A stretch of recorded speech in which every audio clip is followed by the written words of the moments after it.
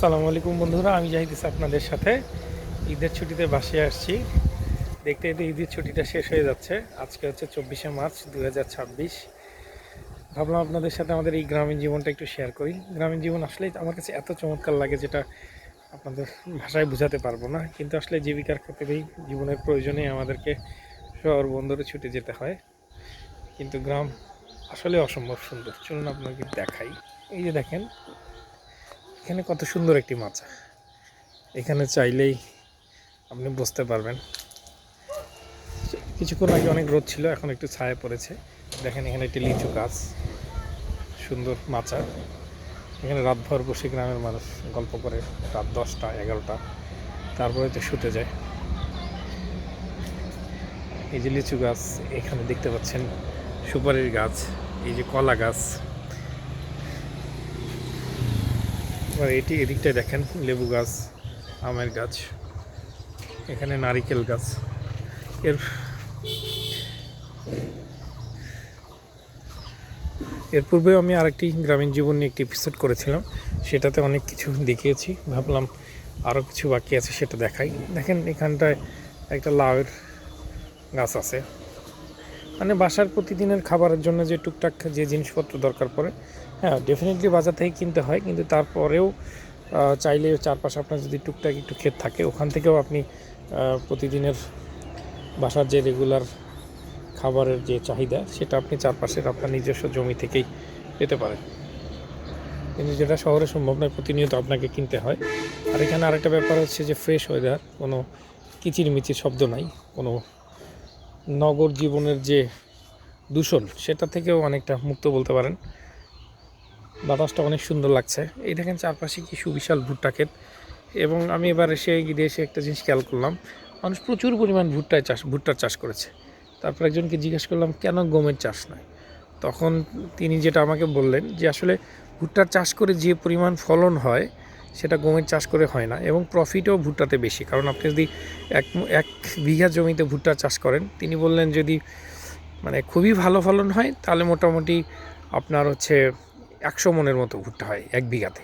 তার মানে 100 মন যদি 1000 টাকায় মনও হয়, তার মানে চিন্তা করেন 1 লাখ টাকা এক বিঘাতে পাওয়া যায়, যেটা গমে সম্ভব নয়। দেখেন এখানটায় সামনেই হাইওয়ে রাস্তাটা। এদিকটায় দেখেন, এদিকটায় অনেক ভুট্টা ক্ষেত।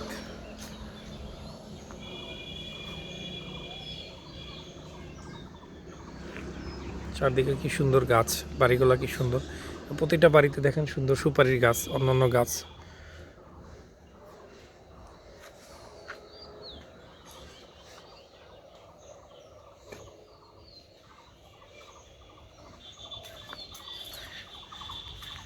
এই দেখেন ওখানে কলার গাছ আছে, এবং মুরগির চাষ হয়। দেখেন একদম পিওর দেশি মুরগি, যেটা আপনি ঢাকাতে পাবেন না বললেই চলে। পাবেন, কিন্তু ওটাকে আপনাকে কোনটা পাকিস্তানি কোনটা সোনালি আপনি বুঝতেই পারবেন না। এই দেখেন এখানে গরুর জন্য নেপিয়ার ঘাস চাষ করা হয়েছে। কলার গাছ, সুপারি গাছ, সব কিছুই আছে, কি নেই। আসলে যারা গ্রামে আসেননি, গ্রাম দেখেননি, তারা আসলে বুঝতে পারবেন না গ্রাম কতটা সুন্দর। কিন্তু আসলে যেটা বললাম, সবাইকে আসলে জীবিকার প্রয়োজনে, শিক্ষার প্রয়োজনে, চিকিৎসার প্রয়োজনে আমাদেরকে শহরে ছুটতে হয়। এখানে একটি ছোট বাঁধ, ব্রিজ, কালভার্ট, অ্যাকচুয়ালি এটাকে কালভার্ট বলে। দেখেন এই পাশ থেকে পানি ওই পাশে যাওয়ার জন্য। দেখেন চারপাশে শুধু গাছ আর গাছ। ওখানটা একটা পুকুর আছে ওই পাশেই, আমি আপনাদেরকে একটু দেখাই।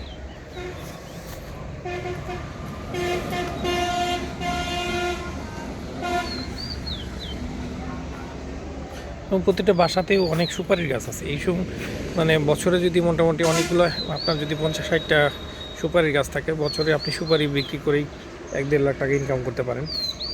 2টা আমের গাছ আছে, এবং প্রতিটা বাসাতেও আপনি দেখবেন 5-6টা আমের গাছ আছে। বেসিক্যালি আম কিনতে হয় না বললেই চলে। এই যেখানে সুন্দর একটা পুকুরের মতো আছে, বন্যার সময় পানি আসলে এতেই যে পরিমাণ মাছ থাকে, এটাই খাওয়া শেষ করা যায় না। তো দেখেন কী পরিমাণ দৌড় দিয়েছে।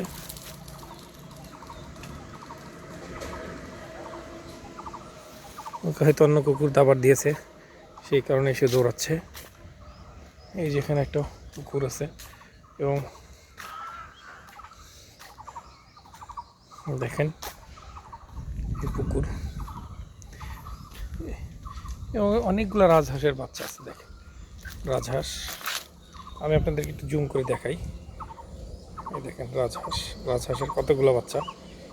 তার মানে দেখেন বাসার যে একটা বাসায় আপনার মুরগি থাকে, রাজহাঁস থাকে, গরু থাকে, ছাগল থাকে, মোটামুটি সকল কিছুই থাকে। মানে বাসার যে একটা প্রতিদিনের যে প্রয়োজন সেটা বাসাতে চাষবাস করেই আপনার রেগুলার মানে আপনি আপনার সকল পুষ্টি চাহিদা পূরণ করতে পারেন। এটার জন্য প্রতিদিন আপনাকে বাজারে যেতে হবে না, মোটামুটি এরকম একটা ব্যাপার, যেটা শহরে সম্ভব নয়। এই কারণে গ্রামীণ জীবন। আর একটা বিষয় শেয়ার না করলেই নয়, শহরে এখন আর একটা প্রবলেম শুরু হয়ে গেছে, হচ্ছে যে আপনার আলোক দূষণ। কিন্তু গ্রামে আপনি সুন্দর মাচালে বসে চাঁদ দেখতে পারবেন, চাঁদনি রাত দেখতে পারেন, আকাশের তারা গুনতে পারবেন। এটা ছোটোবেলা থেকে আমার প্রচণ্ড নেশা ছিল, এখনও সেটা আমার আছে। এবং এটা আসলে কী পরিমাণ সুন্দর, কী পরিমাণ ভালো লাগে, এটা আপনাকে আসলে বলে বোঝানো যাবে না। দেখেন আজকের আকাশটা খুবই চমৎকার।